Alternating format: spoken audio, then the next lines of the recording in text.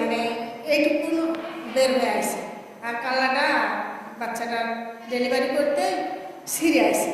ছিঁড়ে আসার পরে ধরেন যে মরা বাচ্চা নরম হয়ে গেছিলো, বাচ্চাটা হয়তো ছিঁড়ে আসে।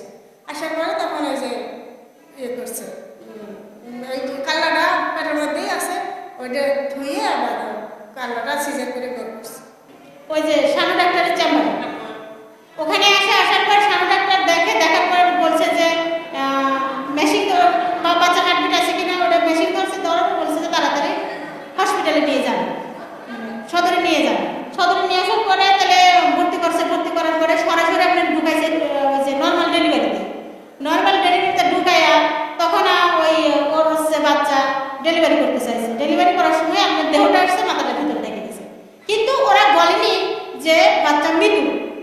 বলবে না আমাদের যে হয়তো বাচ্চা মৃত্যু আছে কি হচ্ছে বাচ্চার এরকম হয়েছে, এটা বলেনি, বুঝছেন।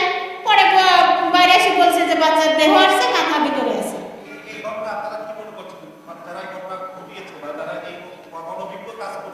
আসলে শোনেন, আমরা তো সাধারণ মানুষ, আমরা ডক্টর যদি নিজেরা হতাম তাহলে তো ডক্টরের কাজ আমরা করতে পারতাম, তাই না? আমরা তো ডাক্তার না, ওনারা যা বলবে আমাদের সেটাই মানতে হবে, তাই না? তো উনারা আমাদের একটু খারাপ লাগছে কি যে আসলে আমাদের বাচ্চা তো মৃত্যু, মারা গেছে, বুঝতে পারছে মারা গেছে, সেটা আমাকে জানানো হওয়া দরকার, কিন্তু ওনারা আমাদের জানায়নি। যখন রাত 2:30 বাজে তখন ওর হচ্ছে আপনার ব্লিডিং দেখা যায়।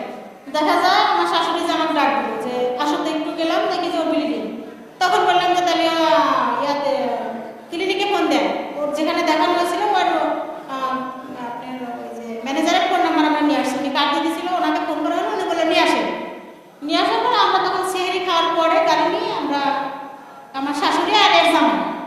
পাবনার ভাষায় যেটা বলে যে বাচ্চা একদমই শুকনা হবে, ড্রাই লেবার, এবং এরকম ড্রাই লেবার হলে বাচ্চা যখন ডেলিভারি হয়ে, মায়ের ডেলিভারির ব্যথা ছিল, সেই ব্যথা হয়ে বাচ্চার বেশ খানিকটা এতটুকু অংশ মানে গলা পর্যন্ত ডেলিভারি হয়ে গেছে, কিন্তু বাচ্চার খুব শুকনার মধ্যে ছিল।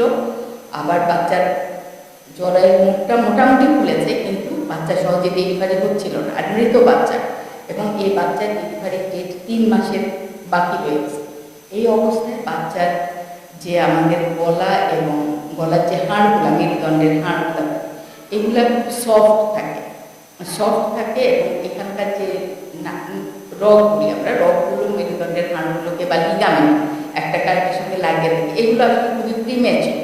আর যেখানে একদম পানি থাকলে বাচ্চাকে সহজে ডেলিভারি করা যায়, কিন্তু যেহেতু একদম পানি নেই, যখন টানতে গেছে আমার সিস্টার ডেলিভারির সময়, যেহেতু একটু টানটা একটু জোরে দিতে হয়েছে, যেহেতু বাচ্চা মাথা তো ওই শুকনার মধ্যে, একদম শুকনার মধ্যে এইভাবে আটকে গেছে, যার আর ওই মেরুদণ্ডের হাড়গুলো খুব সফট হওয়াতে ওটা ছিঁড়ে গেছে।